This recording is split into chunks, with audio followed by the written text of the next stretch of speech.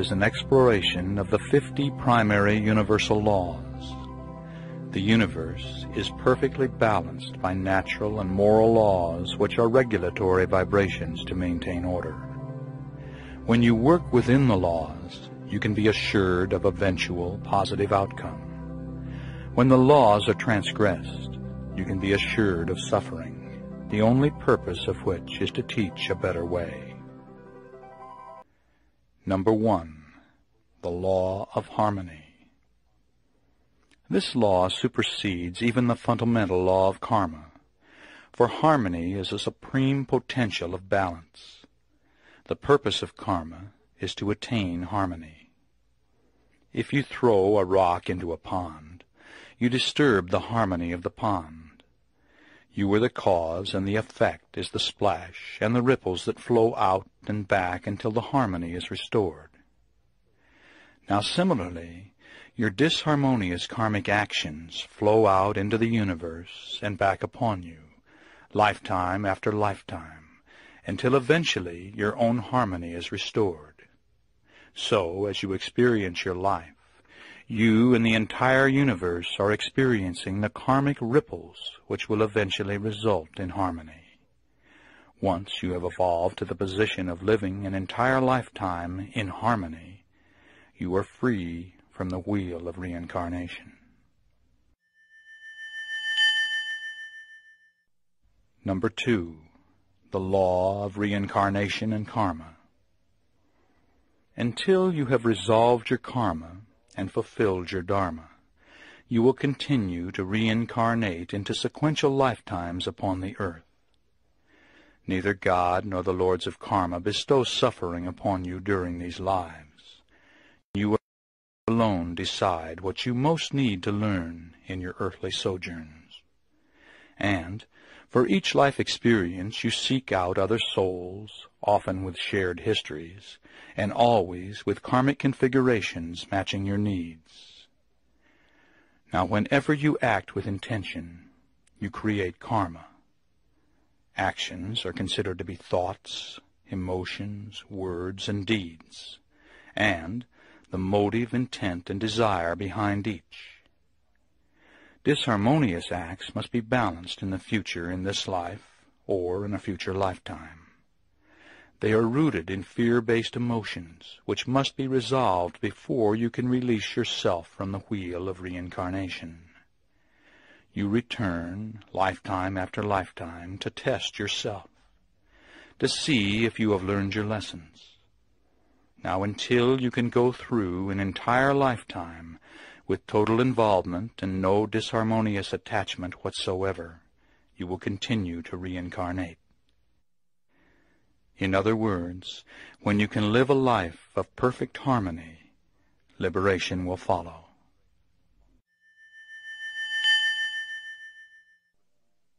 Number 3. The law of wisdom. Wisdom erases karma.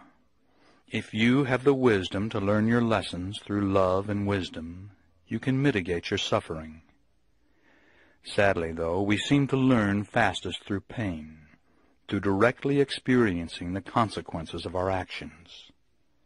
As an example, you greedily take from others, and instead of learning through wisdom and love that this is wrong, you have to directly experience someone greedily taking from you, whether later in this life or in a future lifetime. As another way to look at the law of wisdom, when you move toward a predestined test in your life, if you have the wisdom to proceed with harmony, you will surely mitigate the traumatic impact of the event. All right, now here are some examples. Example number 1. In your last life you were married to a soul who is your mate today, and whom you cruelly left for another in that previous lifetime. Before you were born into your current life, you agreed to be left by your mate under similar circumstances. Now this will allow you to balance your karma and directly experience the pain of abandonment. If, through the wisdom of Master of Life awareness, it is easier to consciously detach from the relationship with love, you will ease the pain of parting while also passing your own test. Example number 2. Assume that you have astrologically destined a severe relationship test for May of your 35th year. Now, if you have learned through past life awareness as well as present life learning to be positive, non-judgmental, and without expectations in your relationship, you may only experience an argument with your mate on that fateful day in May. But if you haven't learned your past lessons and have intensified the disharmony during your relationship, you might experience a divorce in May of your 35th year. Example number 3. In several past lives, you were so proud that you were unwilling to accept any assistance from others. Now, pride is fear.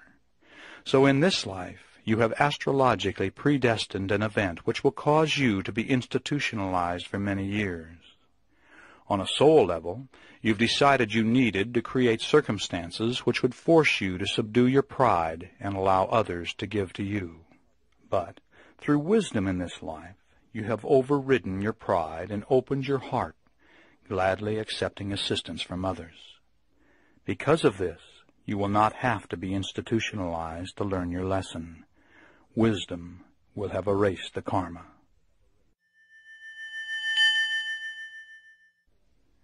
Number 4, the law of grace.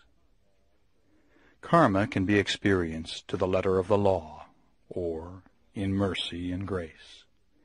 In other words, if you give love, mercy, and grace to others, you will receive the same in return. All right, now here are a couple of examples. Example 1. You have destined a future event in which you will be the victim of slander and gossip, which will ruin your career. But in the years preceding this event, you have become so kind and loving to other human beings, it is obvious to your higher self that you have learned your needed lesson. So, the predestined event will be mitigated, having little or no effect upon you. Example number 2. In a previous lifetime, you were a person of great wealth, which you used selfishly for your own and your family's indulgence. In this life, you have destined yourself to experience monetary need. But you were so giving with the little you have, you release yourself from this self-imposed bondage, and once again rise monetarily, always sharing what you have with those in need. Number 5, the law of soul evolution. Everyone on earth shares the goal of soul evolution, whether they realize it or not. We have reincarnated because we desire to spiritually evolve by rising above our fear-based emotions and learning to express unconditional love. In so doing, we raise our vibrational rate and move closer to a state of harmony. Even when it appears that you are not evolving, you are in reality making progress. We learn through the pain of our disharmonious acts, which can be viewed as our mistakes or failures. But if you fell off a bicycle 9 times before you learned to ride it on the 10th attempt, you needed 9 failures to achieve your final success. In reality, every failure was a small success, bringing you closer to accomplishing your goal.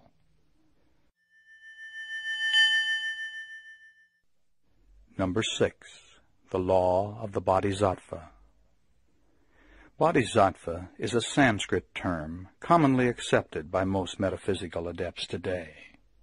It means one who has transcended the need of earthly incarnations, but who has chosen to return to the earth to support others in achieving enlightenment. A bodhisattva knows he will never really be free until all souls are free.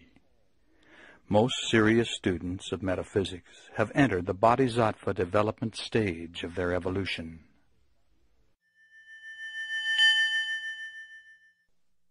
Number 7, the law of vibrational attainment. The entire universe operates on the same principle of vibrational energy. When Einstein discovered that matter is energy, he opened the door to merging science and metaphysics. The scientists have proven that energy cannot die. It can only transform. And, by its very nature, energy must move forward or backward, stand still, for to do so is stagnation, resulting in transformation. Now you are energy. Your skin, which appears solid, is actually trillions of swiftly moving molecules orbiting each other at a specific vibrational rate, a physical life rate that you earned in the past as a result of how harmoniously or disharmoniously you've lived your past lives and your current life up until this very moment in time.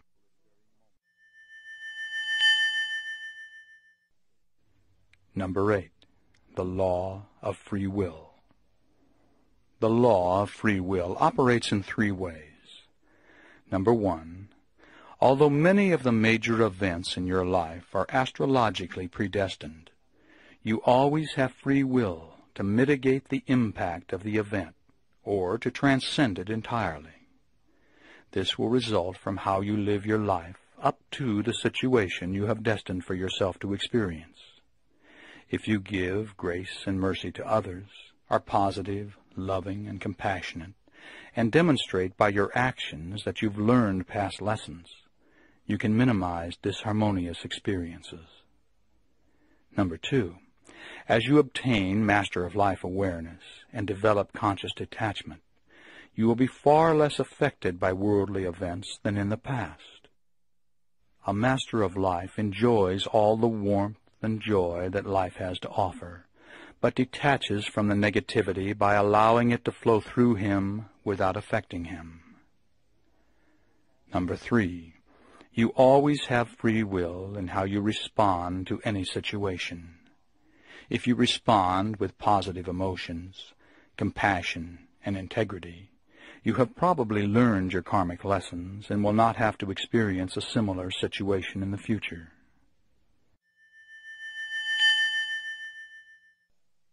Number 9, the law of one. Every soul, living and discarnate, is connected to the level of the collective unconscious, deep within the higher self. We are all part of a great energy gestalt called God, and because we are part of God, we are God. It is the goal of the gestalt to move the energy forward, creating more energy. So, in living harmoniously, we each increase our vibrational rate and intensify the vibration of the entire gestalt. And when we are disharmonious, we decrease the vibration of the entire gestalt. Because we are one, everything you think, say, and do, and the motive, intent, and desire behind everything you think, say, and do, affects every other soul.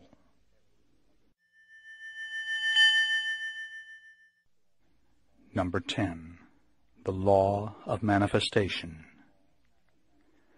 Everything manifest begins as a thought, an idea.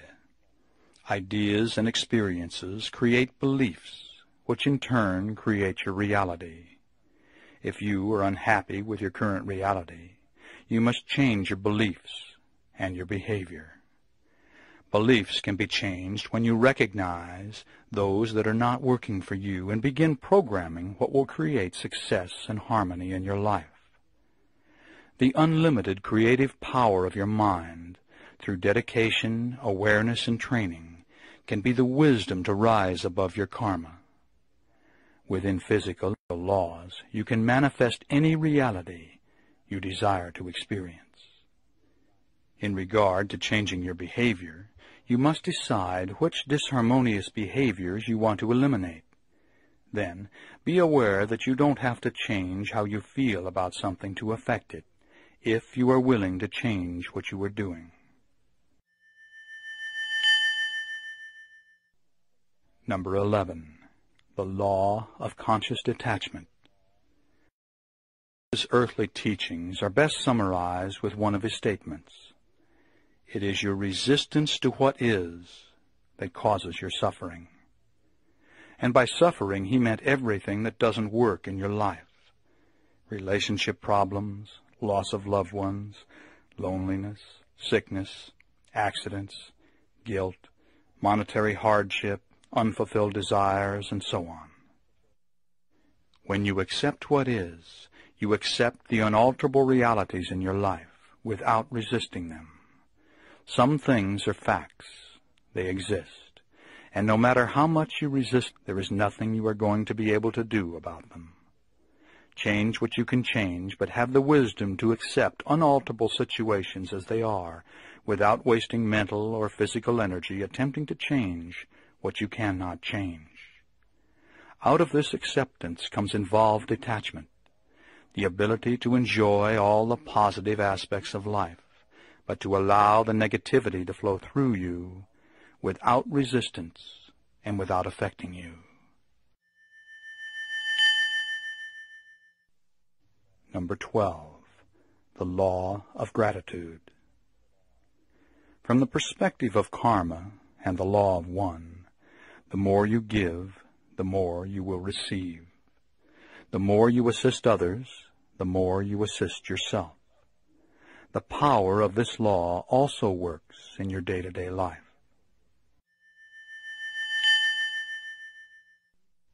Number 13, the law of fellowship. When two or more people of similar vibrations are gathered for a shared purpose, their combined energy directed to the attainment of that purpose is doubled, tripled, quadrupled, or more. This esoteric awareness has been used by covens, esoteric religions, healing groups, and recently, worldwide meditations for peace.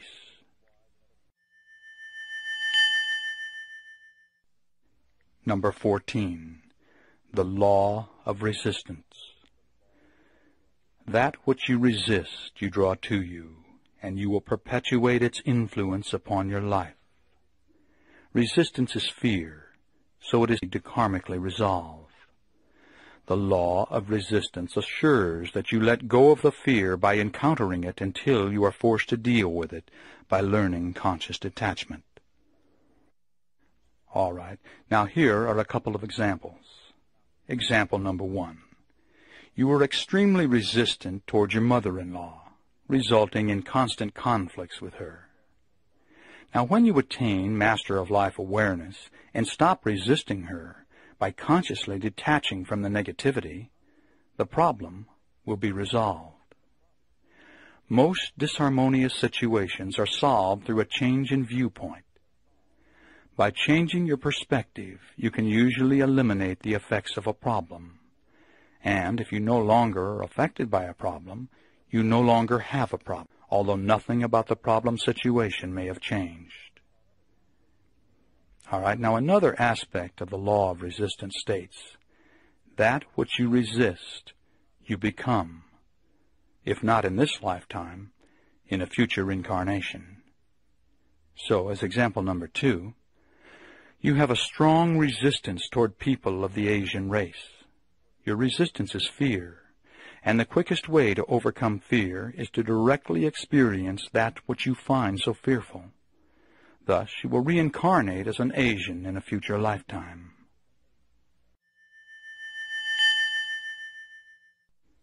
Number 15, the law of attraction. Where your attention goes, your energy flows. You attract what you are and that which you concentrate upon. If you are negative, you draw in and experience negativity. If you are loving, you draw in and experience love.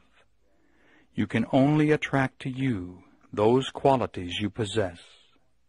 So, if you want peace and harmony in your life, you must become peaceful and harmonious. Number 16, the law of reflection. This law says that the traits you respond to in others, you recognize in yourself, both positive and negative. It has 4 primary manifestations. Number 1, that which you admire in others, you recognize as existing within yourself. Number 2, that which you resist in others and react to strongly in others is surely to be found within yourself. Number 3, that resist and react to in others is something which you are afraid exists within you. And number 4, that which you resist in yourself, you will dislike in others. In other words, you have chosen to incarnate upon the manifest plane to learn to rise above the effects of fear. Those fears will always be reflected in your reactions to others. Thus, your goals are very obvious once you recognize how to perceive them. As you let go of the fear, you automatically open to expressing more unconditional love.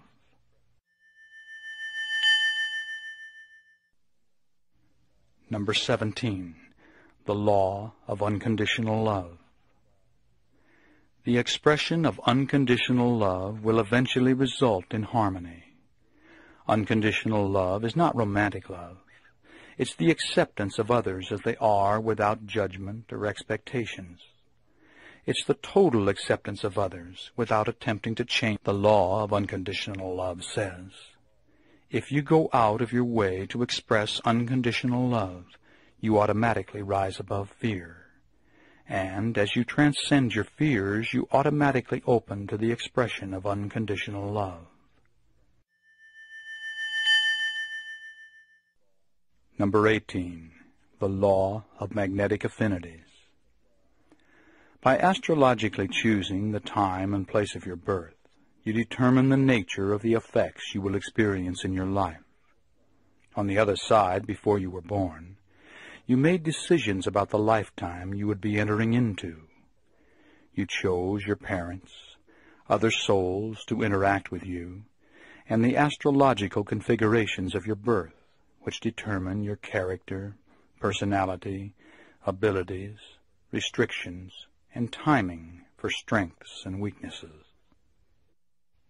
If all of this seems too complicated to be real, be aware that you are only using 5 to 10% of the capacity of your brain. And the brain-mind researchers say the human brain has 200,000 times the capacity of the greatest computer ever built. Such calculations, as I've just described, would be no problem for such a computer. Number 19, the law of abundance. You have within yourself everything required to make your earthly incarnation a paradise if you choose to accept that which is your natural birthright. We live in a universe of abundance, although the majority of those populating our planet appear to view it as a universe of scarcity. Number 20, the law of divine order. If you seek to understand the law of divine order, study the natural balance, for it works very much the same way. Everything is as it should be, although mankind is far from experiencing its potential of total harmony. There are no accidents. Your energy, translated into thoughts, words, emotions, and deeds, causes all your experiences. This assures that you always have the learning opportunities you require to resolve your karma. And, as with you, the collective thoughts, words, emotions, and deeds of mankind create the environment for us all. If enough souls focus their energy upon peace, we will have peace. If the majority of souls are filled with anger, we may all have to experience war. We are all one, and like the many sub-personalities within you, the dominant traits of mankind will emerge to resolve our group karma. At this moment, a born-again Christian evangelist preaches fear from a pulpit in West Virginia, while a yoga instructor directs a loving group meditation in Oregon. One is directing the energy of the Gestalt into disharmony, the other into harmony. Hopefully, at least one can cancel out the other.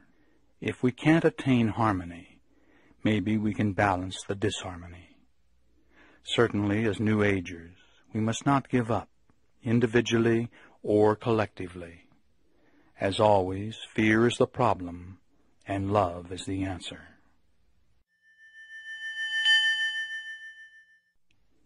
Number 21 is the law of attitude.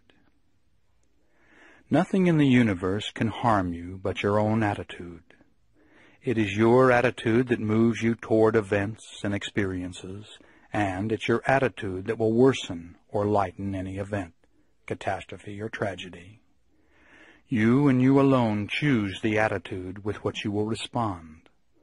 No two people would respond to the same situation in the same way. Every earthly incarnation includes traumatic experiences, and the better you understand the working of karma, the more likely you will be to put events into a spiritual perspective. Number 22, the law of threes. 2 is generally recognized as positive and negative, and becomes a law only when combined with a neutralizing force. When 3 become a unit, neither of the original 2 are more powerful or larger, and each behaves for itself and the benefit of the whole. Examples are Father, Son, and Holy Ghost, conscious mind, subconscious mind, and superconscious mind, mother, father, and child. When a man and woman are combined with the neutralizing state of marriage, they become a 3.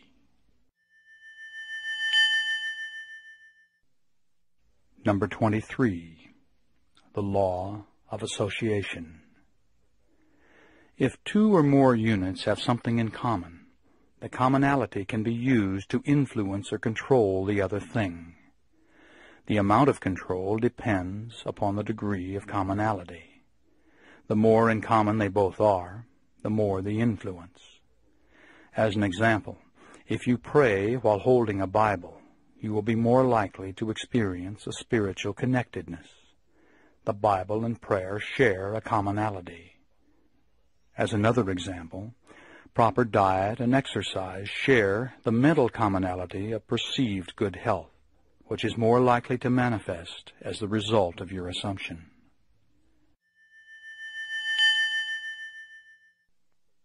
Number 24, the law of commitment.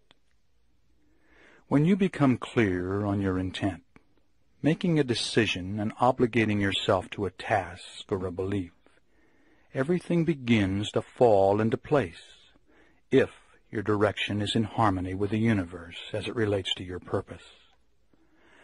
Now, once you have pledged this direction, things begin to happen almost magically, as if you were a magnet drawing into your experience that which is needed for manifestation. The key to this ultimate power is to have no indecisiveness at all, and the greater your emotional desire, the more power you will give to those on the other side who can assist you, and the more rapidly the manifestation.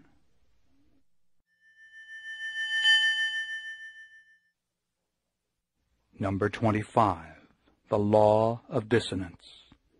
It says that you are going to experience mental discomfort when you hold 2 conflicting beliefs, or when your actions don't agree with your beliefs. As an example, you believe that smoking is bad for your health, yet you continue to smoke. You believe that extramarital affairs are morally wrong, and yet you continue to be involved with someone on the side. You believe that you should be a more patient mother, yet you continue to yell at your children. The law says that when your beliefs and actions are incompatible, you will attempt to reduce the resulting discomfort by changing either your actions or your beliefs.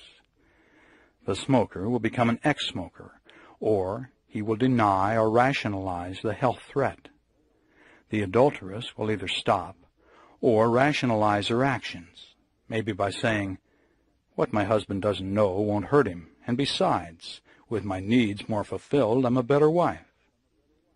The impatient mother changes her behavior or rationalizes her attitude by saying, "It's better for me to yell and release the anger than to repress it."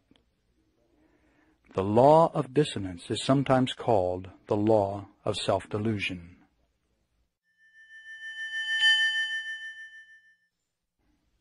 Number 26. The law of experience. It says that new information entering your mind destroys previous information of a similar nature. Once a pathway of information has been established in your brain, that viewpoint will prevail unless new information comes in to destroy and replace it. As an example, while horseback riding, you fall off and hurt yourself. Now, if that's the end of your experience with horses, your experience has been programmed negatively. That's why instructors always urge new riders to climb back aboard immediately after falling off. You need fresh, new input to erase the trauma of the fall. The law is an innate, organic process that does not require your conscious attention or active participation.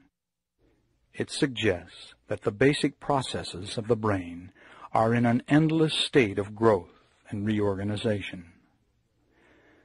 Now, the law of experience can be used effectively in altered state of consciousness programming because your subconscious cannot tell the difference between fantasized experience and a real experience.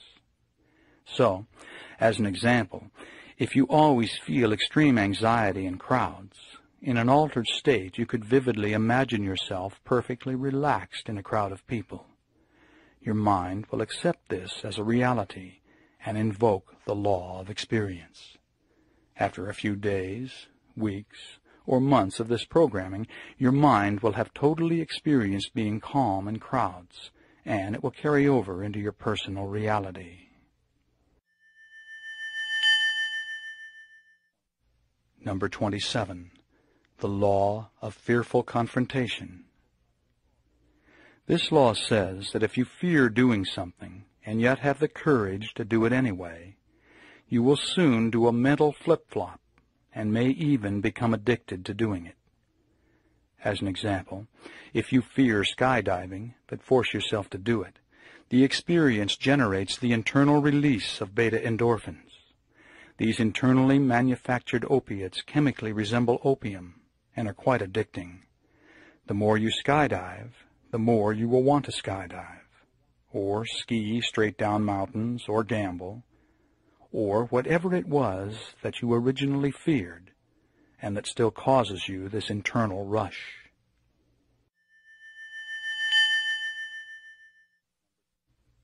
Number 28.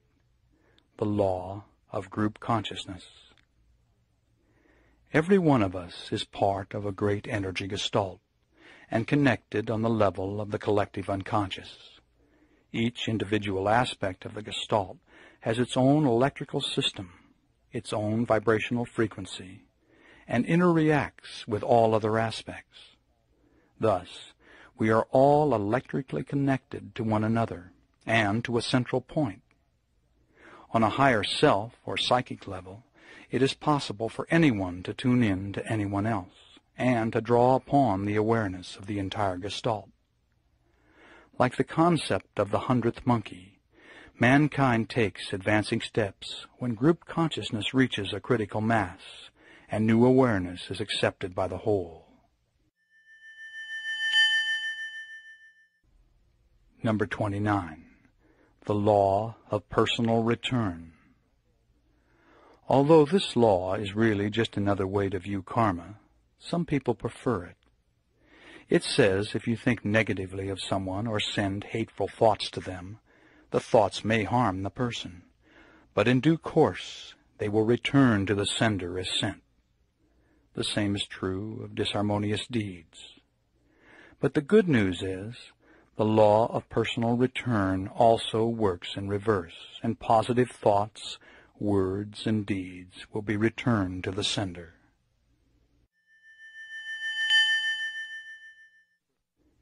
Number 30. The law of activity. It says that action is the result of thought and part of a triad. Every thought produces an alchemical process in your consciousness and is the manifestation of motive, intent, or desire. This union of two is necessary for action and will ordain the karmic implications.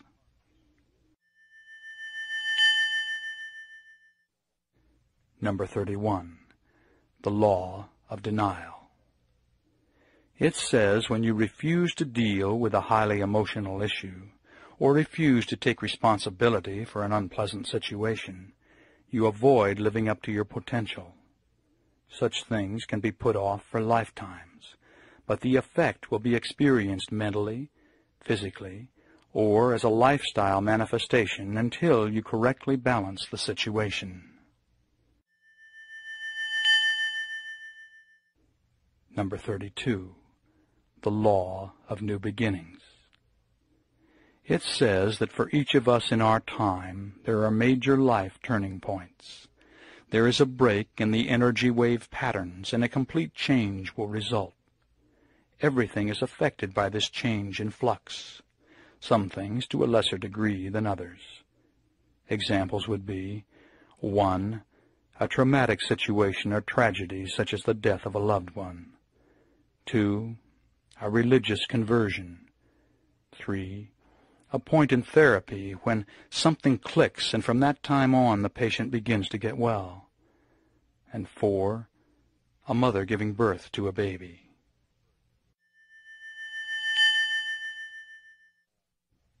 Number 33. The Law of Compensation. It says that you and you alone are responsible for everything that happens to you. All is the result of your past thoughts, words, and deeds, which have formed your present attitude. Your attitude towards life and life experiences is returned to you in the form of rewards or problems, as love and joy, or as confusion, trouble, and heartbreaking experience. These karmic rewards or punishments can be delivered immediately, at a later date in your present life, or in a future incarnation.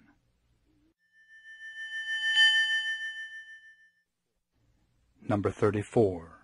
The Law of Psychometric Influence.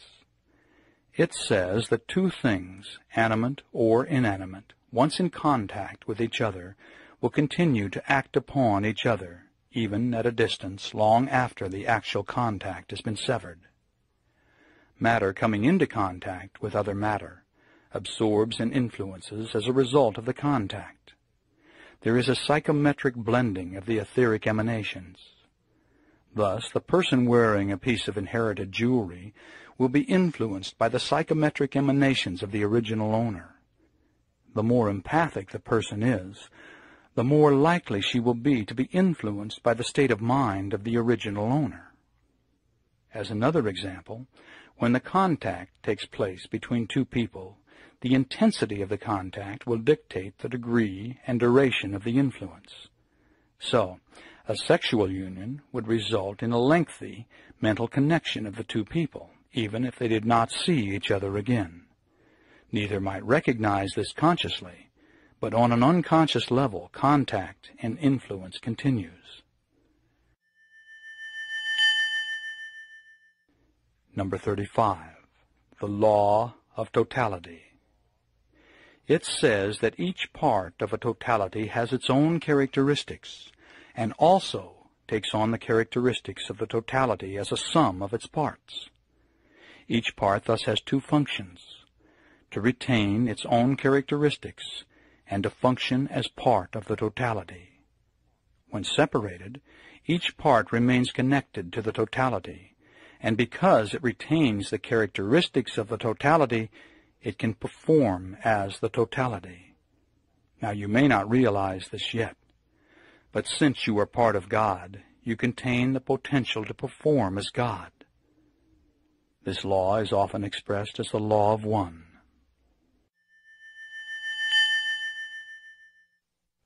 Number 36. The Law of Dominant Desire. It says that a stronger emotion will always dominate a weaker one. Every idea you perceive is the beginning of a manifestation, although all ideas are not expressed in reality. It doesn't matter which idea you consciously favor, or even know to be desirable. The stronger emotion will nullify the weaker ones, and the strongest emotion will begin to permeate all aspects of your activities.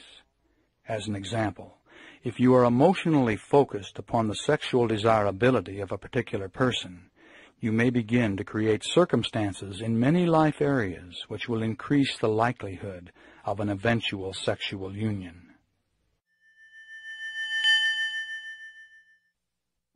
Number 37.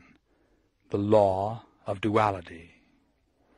It says the universe and all energy functions as a yin-yang balance, resulting in a tension between opposites. Yin is negative, yang is positive, and we all contain these dual aspects expressed as love and hate, harmony and chaos, good and evil.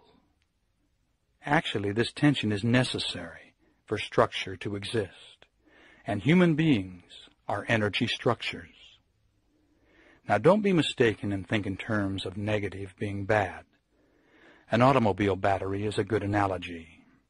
One plate is charged positive, the next negative, the next positive, and so on. It's the interaction between the plates that generates the energy, but the negative plate is not better than the positive plate. Now, in relating this to your life, you must realize that without tension you don't exist. Thus, there is a need for yin balance in your life. Most people express their yin energy in undesirable ways, such as self-denial, excess hard work, gambling, dangerous activities such as driving too fast, or in arguing or fighting. Illness is an expression of yin energy, and war is the ultimate expression of mass yin energy. But your yin energy can be expressed in a different way, as positive challenge, and this is best explained in the next law.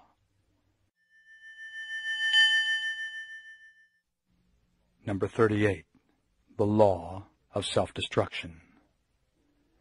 It says, as a natural expression of the law of duality, that which is totally successful tends to destroy itself. Now you know this subconsciously, so there is no way you dare allow your relationships or career or spirituality to become totally successful. You realize if you reach that pinnacle, you greatly increase the potential for self-destruction. Now here are some examples. 1. History proves that any country that has ever reached a peak has fragmented and collapsed all on its own when it was unopposed. Number 2. The second example is a couple that struggles through many forms of adversity, getting the husband through college, sickness, and a badly timed pregnancy, financial problems and family trouble. But eventually they arrive at a point where going well. It's then that they get a divorce.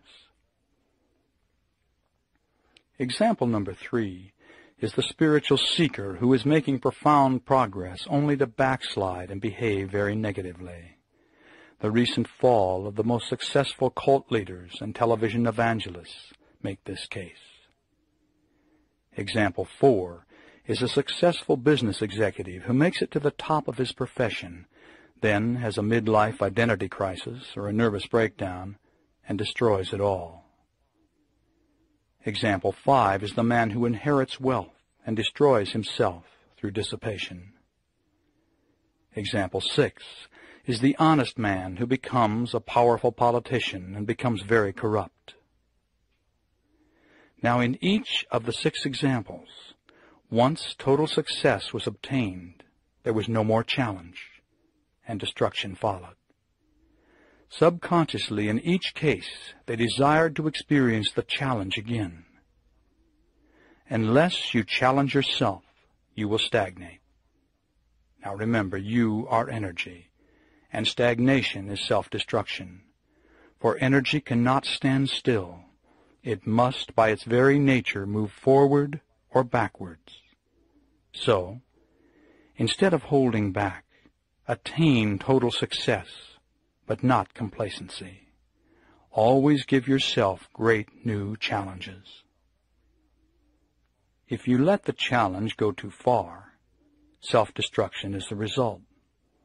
If you don't incorporate challenge in your life, self-destruction is the result.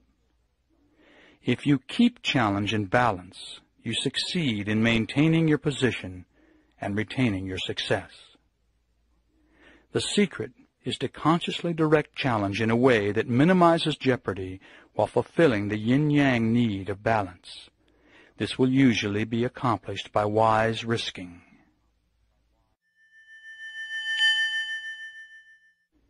Number 39. The law of environmental manifestation. It says that everything that surrounds you is an extension of you. Your mate, your home, your furnishings, your car, your pets, your yard, your office, and your career are a physical expression of your attitudes and belief system.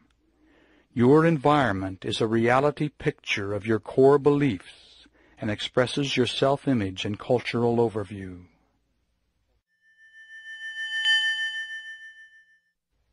Number 40. The law of restriction. It says that man cannot create anything higher than his own level of understanding. Thus, society can never get any better than the level of mankind as a whole. Our systems for social change usually only add new burdens to already ineffective systems. Time has proven that this approach to a new society doesn't work. And our mistake is in trying to right the wrongs of the world from the outside in. This is working on the effect instead of the cause, and is doomed to failure. Instead, we must work from the inside out. Every one of us on this planet can incorporate the power of harmonious thinking, which is the only long-term solution to poverty and limitation. To heal the world, we must each first heal ourselves. Number 41. The law of self-worth. It says that you can only attract to you that which you feel worthy of. Your self-esteem is critical to your happiness and success. The truth is, you are not what you have, and you are not what you do. Beneath your fear programming, you are perfect, an enlightened soul fully self-actualized and a living example of unconditional love. It is only lifetimes of fear programming that are keeping you from acknowledging who you really are. The more you can let go of the fears, the higher your self-esteem, and the more options you will have, and the more risks you can take. The better you like yourself, the better others will like you, and the more worthy you will feel.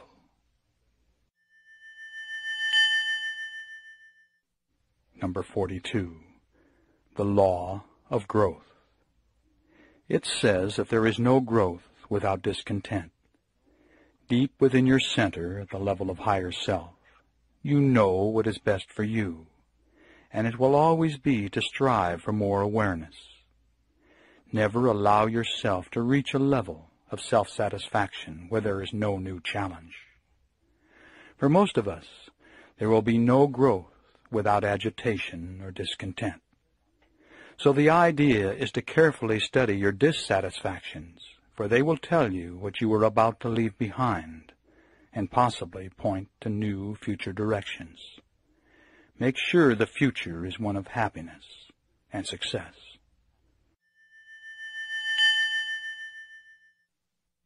Number 43. The law of self-truth.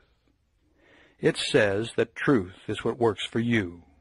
If you believe something to be, it becomes truth for you.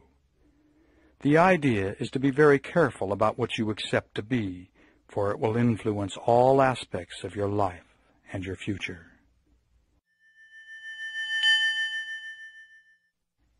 Number 44. The law of summarized experience. It says that you are the sum total of all that has ever happened to you in this life you are now living and in all of your past. Everything from your health to your relationships, your sexual experiences, your developed abilities, your career standing, and everything else can be used as a barometer to show who you are and to tell if your conscious and subconscious are functioning in harmony. Number 45. The law of belief. It says you can have anything you want if you can give up the belief that you can't have it, as long as what you want doesn't conflict with someone else's belief. As an example, if you desire a fulfilling, growth-oriented one-to-one relationship, but demand it to be with a particular person, you are not operating in harmony with the universe. As another example, in the area of accomplishment, you must have the education necessary to create what you want. So, this is the area on which to focus your desirous energy. Number 46. The law of dharmic direction. It says that you have within you a guiding principle, which is your duty to yourself and society. Karma has directed your past life and present life experiences, always urging you to forge ahead into activities and learning experiences to form the character required to fulfill your destiny. Now, of course, you always have the free will not to fulfill your dharma. But the secret is to listen to your inner direction, which will direct you to fulfill your dharma and resolve your karma. Your dharmic direction is natural for you and probably falls within one of 7 directions. One is workforce, and this path includes a majority of general occupations, including homemakers. 2 is military and includes soldiers and all forms of police and militia. Number 3 is service and includes most religious workers, those in medical, social services, and welfare, and many practicing metaphysicians. Number 4 is creativity and includes artists, writers, poets, musicians, actors, and entertainers. Number 5 is science and includes medical researchers, scientists, space technologists, and physicists. Number 6 is philosophy and includes all who present theories about why man does what he does. Number 7 is government and includes political leaders from the president on down through all areas of elected office. Number 47. The law of purifying action. It says that by living the 3 pillars of Dharma, you will spiritually evolve. The first pillar is generosity, meaning non-greed, letting go.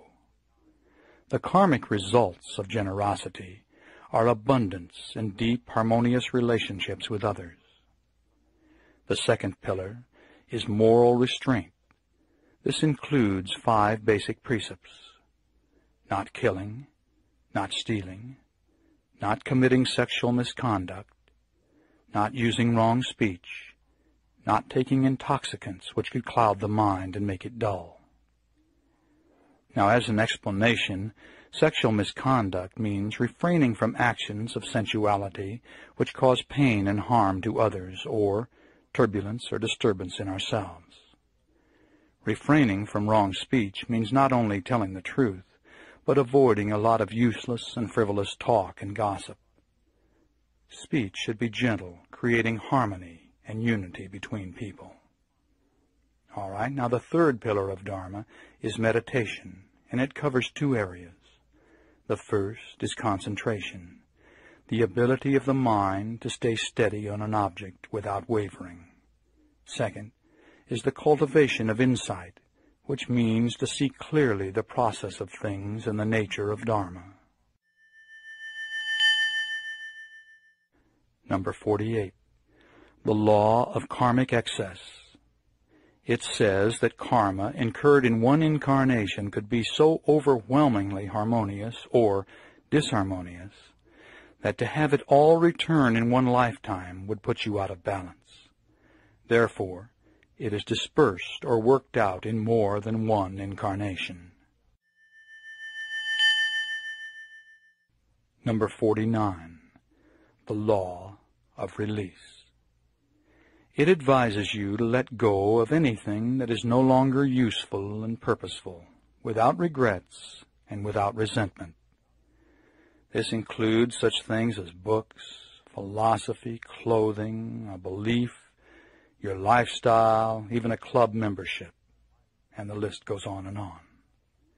The pleasure should be in the moment of the experience, and when it's no longer useful, by letting go, you free yourself to start another learning experience without being bound by the old. Number 50. The law of ritual.